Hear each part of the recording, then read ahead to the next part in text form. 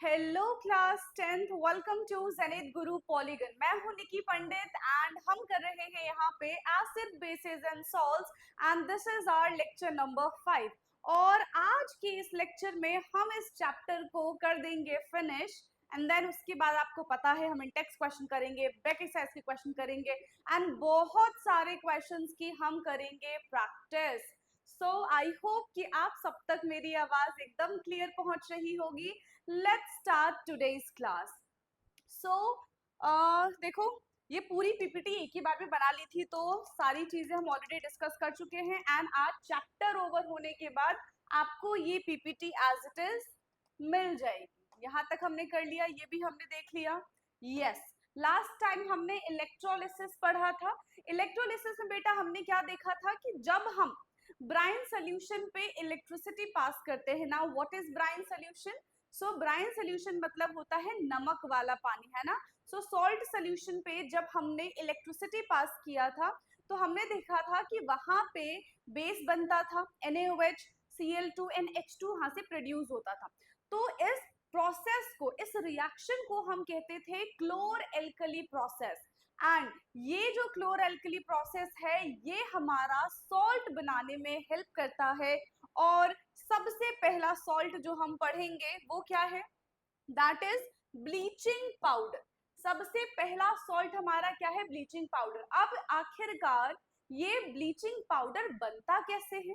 सो bleaching powder बनता है bye chlor alkali process से। जो हमने क्लोरीन एक्सट्रैक्ट किया था, हमने क्लोरीन बनाया था, जब हम उस क्लोरीन का रिएक्शन स्लेक्ट लाइम के साथ करा देंगे तो हमारा ब्लीचिंग पाउडर बन जाएगा। क्या ये चीज समझ में आई है?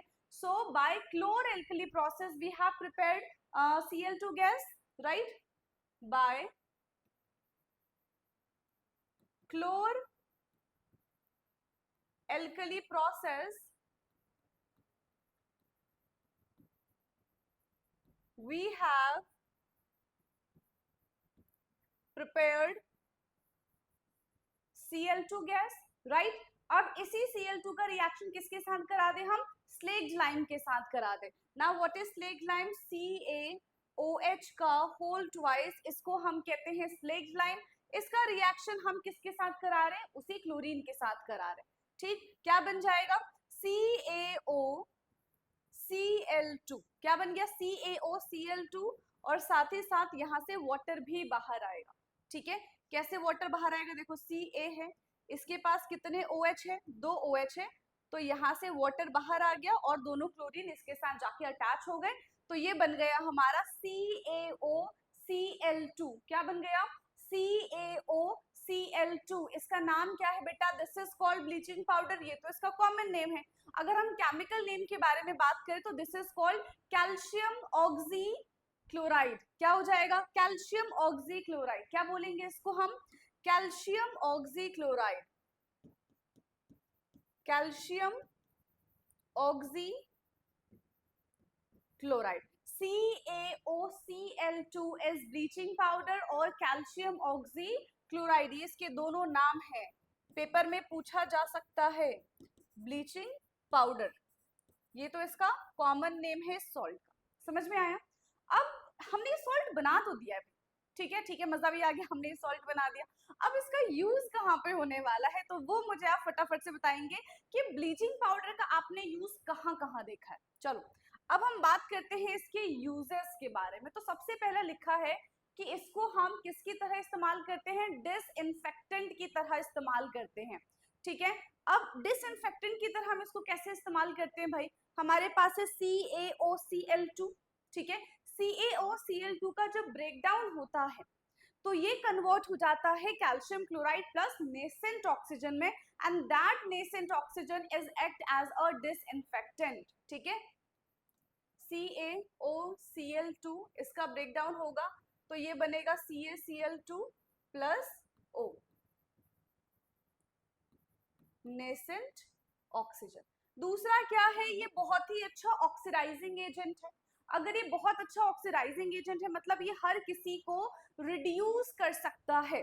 ठीक है, खुद का तो ये ऑक्सीडेशन करेगा लेकिन दूसरों को क्या कर देगा? ये ऑक्सीडाइजिंग एजेंट है तो क्या करेगा? ये दूसरों को, ये ऑक्सीडाइजिंग एजेंट है, दूसरों को ऑक्सीडाइज करके खुद का क्या कर देगा, रिडक्शन कर देगा। हाँ, ऑक्सीडाइजिंग एजेंट जो होते हैं वो दूसरों के लिए काम करते हैं। क्लियर है? उसके बाद ये देखो, टेक्सटाइल इंडस्ट्रीज में ब्लीच करने के लिए काम आते हैं, ठीक है, कपड़ों को ब्लीच करने में काम आते हैं ये, एंड इसका इस्तेमाल हम लॉन्ड्रीज वगैरह में भी करते हैं। तो ये इसके यूजेस है। फॉस्फोरस सॉल्ट हमने पढ़ा, इसको फटाफट से हम रिवाइज करेंगे कि जो ब्लीचिंग पाउडर है वो हमारा बना है, जो हमने क्लोर एल्कली प्रोसेस से क्लोरीन ऑब्टेन किया था, जब हम उसका रिएक्शन स्लेज लाइम के साथ कराते हैं तो हमें मिलता है CaOCl2, जिसको हम कहते हैं कैल्शियम ऑक्सीक्लोराइड, प्लस उसके साथ साथ वाटर भी प्रोड्यूस होता है। So this is the preparation of bleaching powder. ठीक है, अब ब्लीचिंग पाउडर का इस्तेमाल कहाँ कहाँ किया जाता है, तो कुछ कुछ यूजेस हमें पता होने चाहिए। फर्स्ट यूज है ये डिसइंफेक्टेंट की तरह काम करता है। दूसरा यूज है ये एक स्ट्रॉन्ग ऑक्सीडाइजिंग एजेंट है। तीसरा क्या है, इसको टेक्सटाइल इंडस्ट्रीज में कपड़ों को ब्लीच करने के लिए इस्तेमाल किया जाता है। And the fourth one is use in laundries. ठीक, क्लियर है? एक सॉल्ट हमने कंप्लीट किया। Now let's move to the another one. अब हम दूसरे सॉल्ट पे चलते हैं। ठीक है, so second one is baking soda. अब देखो, baking soda is a very common, है ना, हम अपने घरों में हमेशा सुनते रहते हैं भाई, जो भी हम केक बना रहे हैं, ब्रेड बना रहे हैं, तो उसमें बेकिंग सोडा का इस्तेमाल बहुत होता है, और जनरली आपको बेकिंग सोडा आपके घर में मिल जाएगा। यस, तो अब आपके दिमाग में ना क्वेश्चन आना चाहिए कि मैम हमने बेकिंग सोडा तो सुना है, साथ ही साथ हमने बेकिंग पाउडर भी सुना है, तो क्या अगर हमारे पास कभी बेकिंग सोडा नहीं हुआ तो क्या हम बेकिंग पाउडर डाल सकते हैं? एंड इन दोनों में डिफरेंस क्या है? तो देखो, एक चीज को आप डायरेक्टली खाने में डाल सकते हो, पर दूसरे को आप डायरेक्टली खाने में नहीं डाल सकते हो। अगर आपने उसको डायरेक्टली खाने में डाला तो वो कड़वा हो जाएगा। जैसे कि हम बेकिंग पाउडर के बारे में बात करते हैं, तो बेकिंग पाउडर जो है, ठीक है, वो क्या होता है, baking soda plus tartaric acid. समझ में आ रहा है? अगर उसमें टार्टरिक एसिड नहीं होगा तो बहुत कड़वा कड़वा हमारा खाना बन जाएगा। ठीक है, सो जनरली बेकिंग सोडा क्या होता है, use for cooking purpose, right?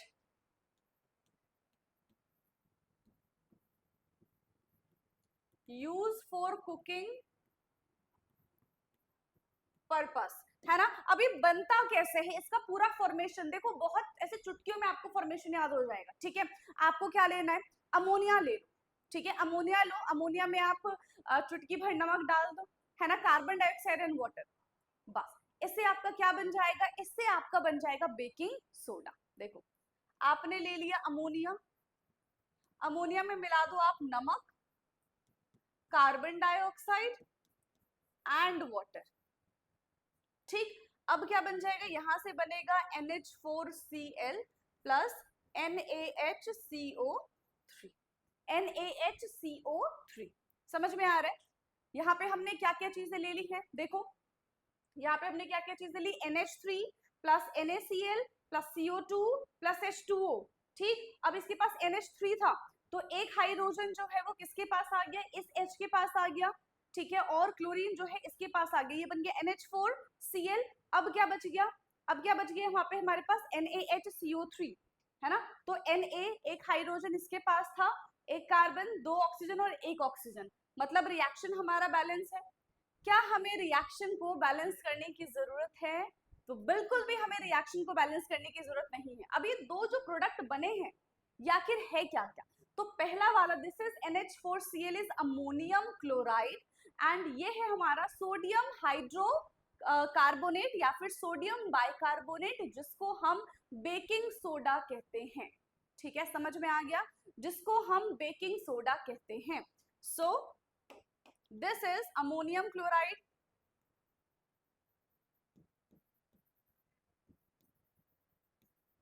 ये हमारा अमोनियम क्लोराइड है, ये हमारा sodium hydrogen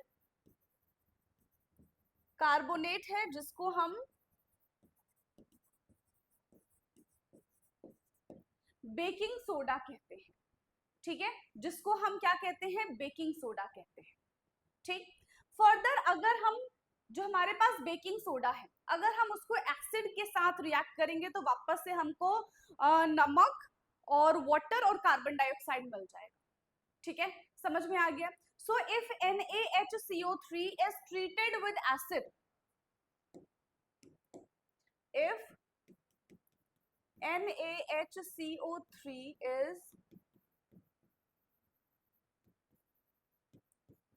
treated with acid, अगर हमने इसको एसिड के साथ ट्रीट किया, NaHCO3, ठीक है, NaHCO3 एसिड के साथ ट्रीट कर दो, यानी कि HCl के साथ ट्रीट कर दो, तो हमें क्या मिल जाएगा, NaCl H2O plus carbon dioxide. यानी कि ये जो है ये क्या है, हमारा बेस है, ये क्या है, हमारा बेस है, और ये हमारा क्या है, एसिड है। तो हमको यहाँ से क्या मिल जाएगा, सॉल्ट प्लस वाटर तो मिलना ही है, ठीक है। तो यहाँ से हम ये बोल सकते हैं कि जो हमारे पास NaHCO3 है, यानी कि जो हमारे पास बेकिंग सोडा है वो स्लाइटली बेसिक नेचर का होता है, ठीक है। यहाँ से हम क्या लाइन ऐड कर सकते हैं, तो बेटा यहाँ से हम ये लाइन ऐड कर सकते हैं कि NaHCO3 इज स्लाइटली और mild basic in nature, mild basic nature, ठीक है, इनका बहुत स्लाइटली बेसिक नेचर होता है, ठीक। NaHCO3 इज स्लाइटली और माइल्ड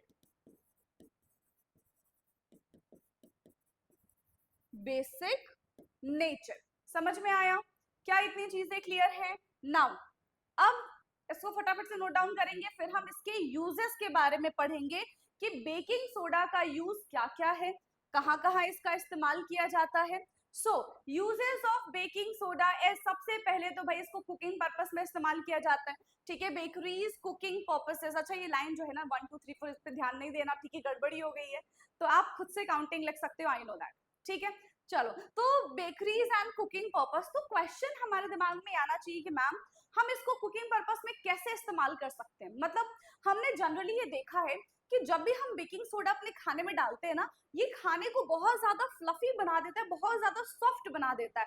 सो इसके पीछे का रीजन क्या है, ये खाने को इतना ज्यादा सॉफ्ट कैसे बना देता है। तो रीजन ये है कि जब बेकिंग सोडा, ठीक है, हीट होता है तो उसमें से निकलता है कार्बन डाइऑक्साइड। अब वो गैस है, वो रुकने वाला तो है नहीं, तो वो क्या करेगा, यस वो गैस है तो वो क्या करेगा, वो बाहर की तरफ, देखो कार्बन डाइऑक्साइड है, खाने से हीट हुआ तो वो निकला निकला निकला निकला इवापोरेट हो जाएगा, अपने साथ साथ कुछ पार्टिकल्स को भी लेके जाना चाहता है, जिसकी वजह से वो क्या हो जाते हैं, सारे के सारे पार्टिकल्स ऐसे उठ जाते हैं, फ्लफी हो जाते हैं, और उनके बीच में काफी सारा गैप आ जाता है और बहुत ज्यादा स्पॉन्जी बन जाते हैं। समझ में आया। तो ये रीजन है कि बेकिंग सोडा डालने से हमारा जो खाना है वो एकदम फ्लफी और सॉफ्ट बन जाता है, ठीक। सो इसकी रिएक्शन लिखे हम, जैसे कि NaHCO3 को जैसे ही हम हीट करेंगे, जैसे ही हम हीट करेंगे ये बन जाएगा Na2CO3 plus H2O plus CO2, और यहां से ये कार्बन डाइऑक्साइड जो है वो रिलीज हो जाएगा, ठीक है। And due to release of carbon dioxide the cake and the bread become fluffy, ठीक। Due to release of carbon dioxide bread fluffy, ठीक है, ये फ्लफी बन जाते हैं। यूज एज एंटासिड्स, अब इसका क्या मतलब है कि ये एंटासिड्स की तरह काम करता है। हमने देखा कि जो बेकिंग सोडा होता है, baking soda is a mild base, तो अगर कभी, ठीक है, अगर कभी एसिड जो वीक एसिड हो, ठीक है, वो अगर हमारे हाथों में आ जाता है, जैसे हनी बी ने हमको काट लिया, तो बहुत स्ट्रॉन्ग एसिड तो है नहीं वो, तो उसमें हम क्या कर सकते हैं, बेकिंग सोडा रब कर सकते हैं, ठीक। तो ये एंटा एसिड्स की तरह काम करते हैं। Now use in fire extinguishers, ये फायर एक्सटिंग्विशर्स में भी काम आते हैं, क्यों, क्योंकि इनके पास कार्बन डाइऑक्साइड है which is heavier gas than oxygen, तो वो उसको क्या कर देते हैं, ढक देते हैं, ठीक है, ऑक्सीजन के प्रोसेस को, मतलब आसपास की जो ऑक्सीजन है उसको कट आउट कर देते हैं। समझ में आ गया। एंड बेकिंग पाउडर, देखो अब बेकिंग सोडा के बारे में हमने बात की थी अभी तक, अब हम बेकिंग पाउडर के बारे में बात कर लेते हैं, ठीक है। सो बेकिंग पाउडर यहाँ पे क्या है, NaHCO3, ये क्या है भाई, NaHCO3 तो बेकिंग सोडा है।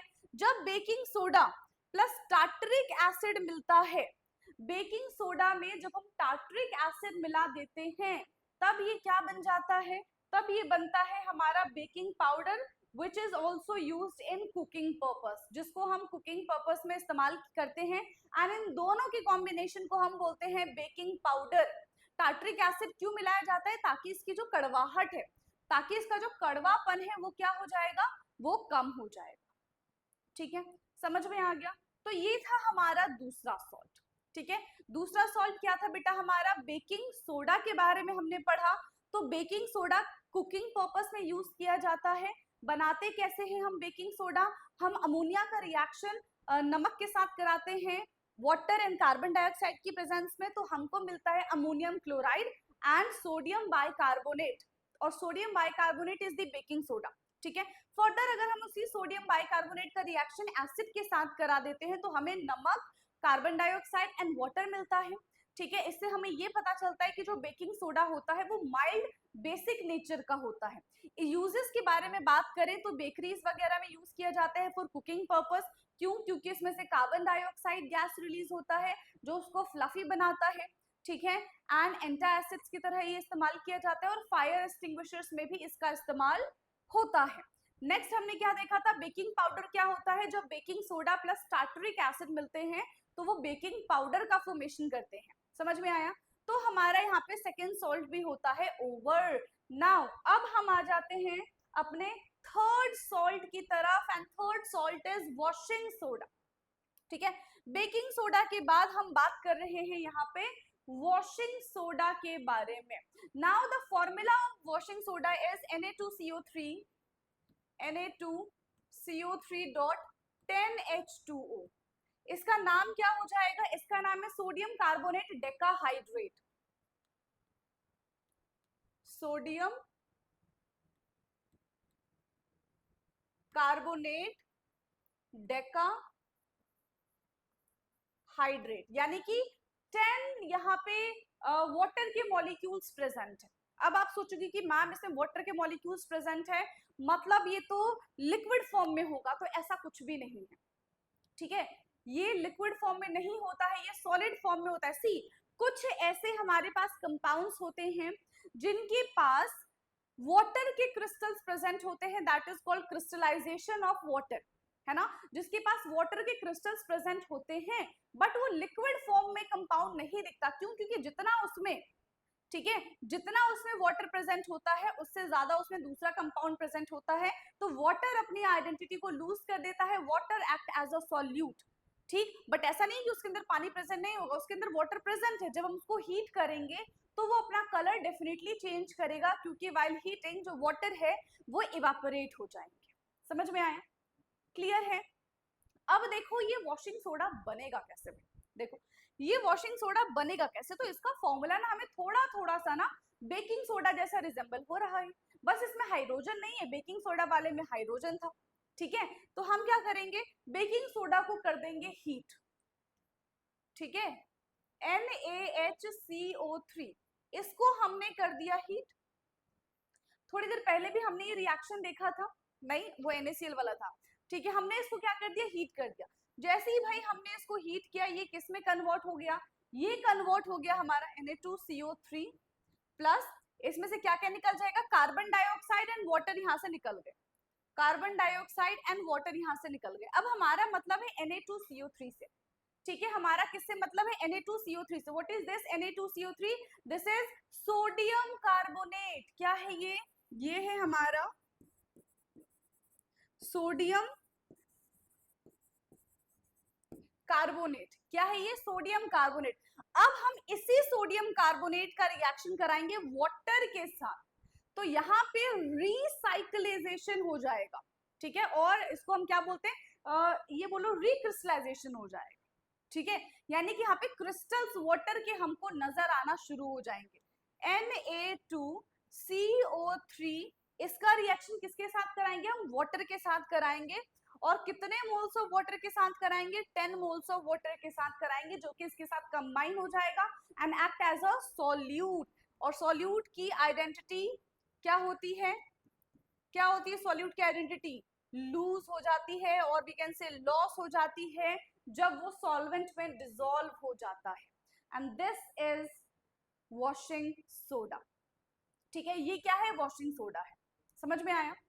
क्या इतनी चीजें क्लियर है? अब हम वॉशिंग सोडा को जब हम हीट करते हैं तब क्या बनता है?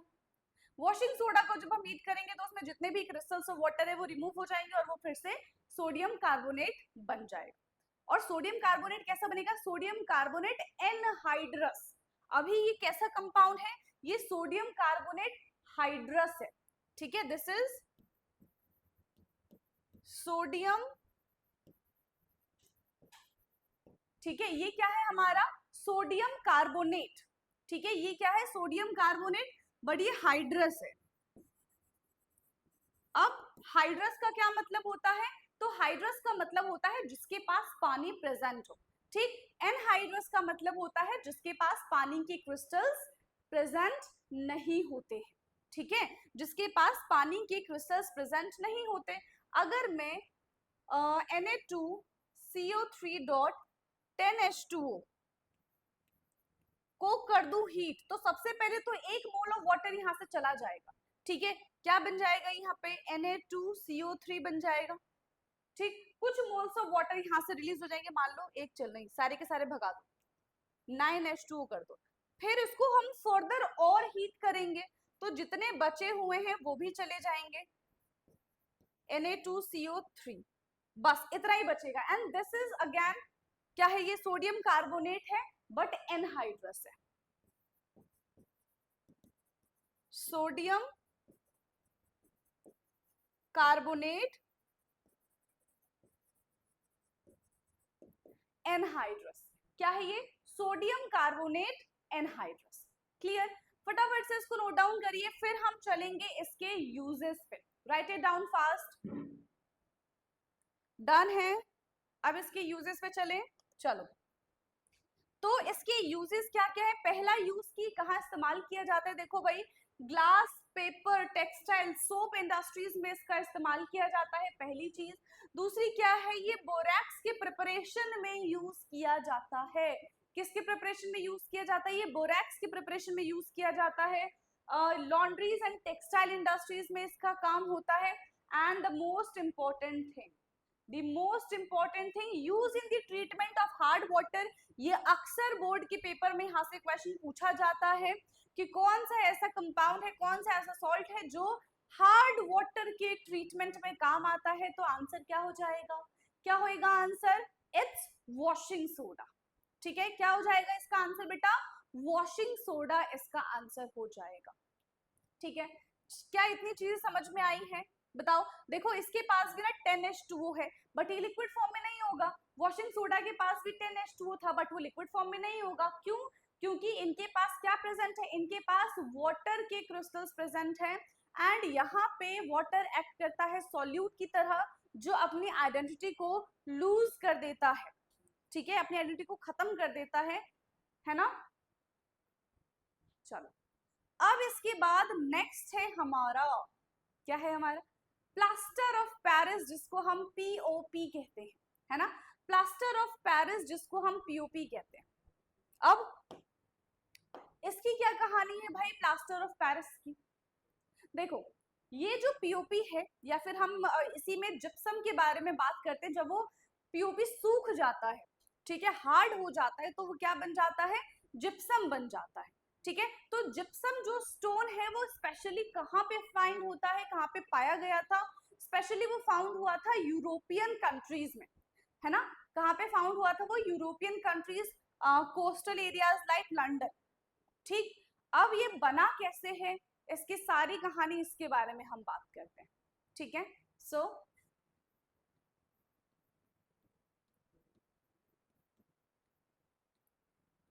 बहुत पत्थर की तरह दिखता है, बहुत ज्यादा हार्ड होता है,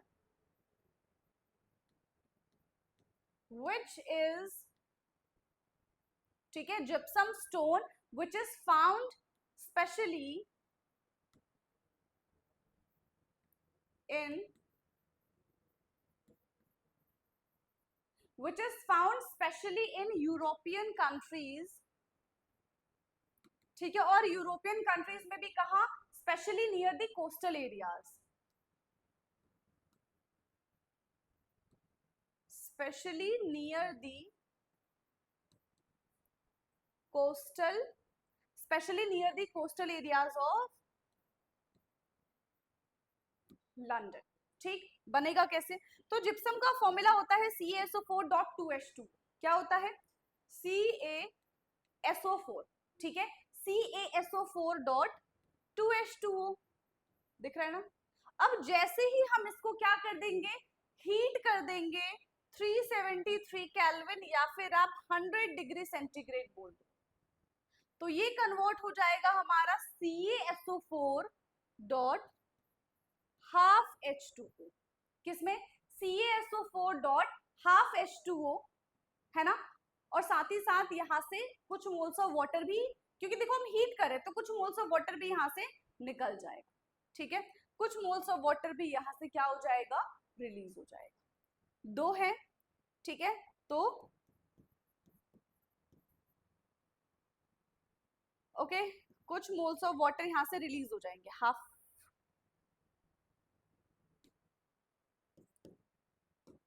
ठीक है। अब इनका नाम क्या है? देखो ये तो हाफ है, तो हाफ को हम क्या बोलेंगे, हेमीहाइड्रेट। दो है तो क्या हो जाएगा, डेकाहाइड्रेट। सॉरी, दो है तो क्या हो जाएगा, डाइहाइड्रेट। ठीक है, समझ में आया? Deka use for 10। अब इसके यूजेस क्या है? ठीक है, इसके यूजेस के बारे में अगर हम बात करें तो डेकोरेटिव आइटम्स जो हमारे घरों में स्टैचूज वगैरह, मूर्तियां वगैरह होती हैं, वो किससे मिलके बनती हैं? वो इन पीओपी से मिलके बनती हैं। ठीक है, जो आइडल्स होते हैं, स्टैचूज वगैरह होते हैं, वो सब इन पीओपी से ही मिलके बनते हैं। मेडिकल पर्पसेस से इसका यूज किया जाता है, जैसे कि बोन्स वगैरह, दांत जब टूट जाते हैं तो पीओपी का ही उसमें इस्तेमाल किया जाता है। जो डेंटिस्ट वगैरह हैं, जो बोन्स फ्रैक्चर जो हो जाता है उसको ठीक करते हैं, प्लास्टर वगैरह लगाते हैं, तो वहां पे ये पीओपी का इस्तेमाल करते हैं। समझ में आया?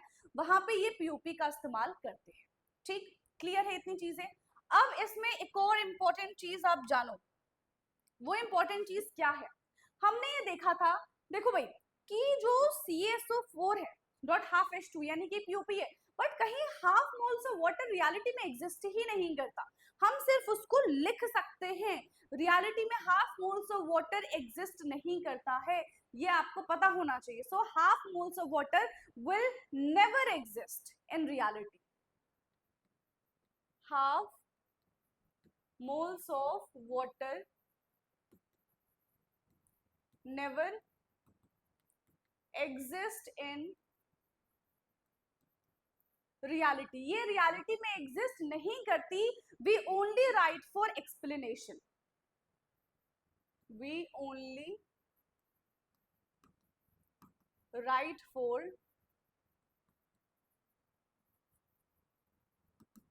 तो होता क्या है, क्या होता है, किस तरीके से इसका पर्पस है? तो हम इसको इस तरीके से लिखते हैं, टू, ठीक है, 2CaSO4, ठीक है, क्या बन जाएगा यहाँ पे, 2CaSO4 प्लस वाटर, ठीक है, 2CaSO4, यहाँ पे वाटर 2 मोल्स वाटर, कितने मोल्स वाटर थे,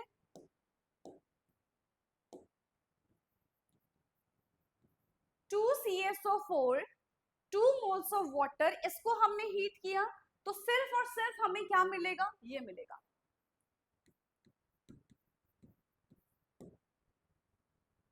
एंड दिस इज पीओपी। ठीक है, अब ये क्या है, ये है हमारा पीओपी। समझ में आ गया? जिसको हम प्लास्टर ऑफ पेरिस बोलते हैं। जनरली देखो, अगर क्वेश्चन पेपर में आता है कि पीओपी का फॉर्मूला क्या होता है, जिप्सम का क्या फॉर्मूला होता है, तो पीओपी का फॉर्मूला आप ये नहीं लिखते हो, पीओपी का फॉर्मूला पेपर में तो यही लिख कर आओगे, CaSO4 dot half H2O, and gypsum का आप लिख कर आओगे CaSO4 डॉट 2H2O, 2H2। ठीक, समझ में आया? तो फॉर्मूला ये लिख कर आओगे। तो इतने हमने सॉल्ट्स के बारे में जाने, ठीक है, समझ में आ गया।